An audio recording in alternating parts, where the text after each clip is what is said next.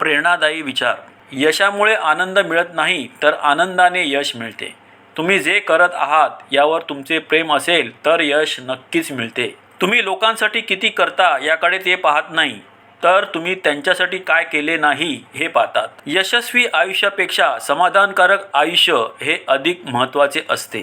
राग मनात धरून ठेवणे म्हणजे विष पिणे आणि दुसऱ्याच्या मरणाची अपेक्षा करण्यासारखे आहे. तुम्हाला जे मनात वाटते ते तुम्ही करा. तुम्हाला जे आकर्षित करते ते तुम्ही करा आणि तुम्हाला जे करावे वाटत आहे तेच करा. ध्यानधारणा केल्याने बुद्धी वाढते. चिंतनाने अज्ञान नाहीसे होते.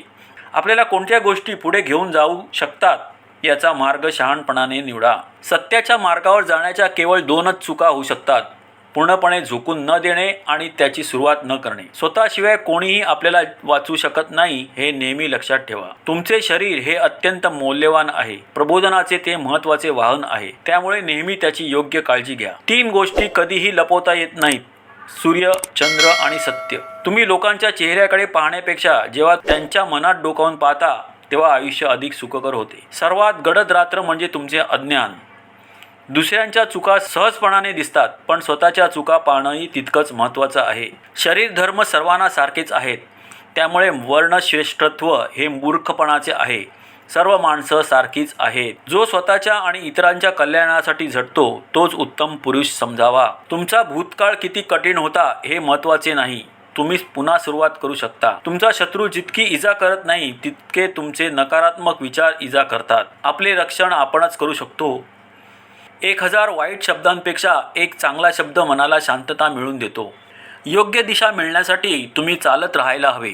गर्दीमध्ये उभे राहण्यासाठी काहीच करावं लागत नाही, मात्र एकटे वेगळे उभे राहण्यासाठी धैर्य लागते.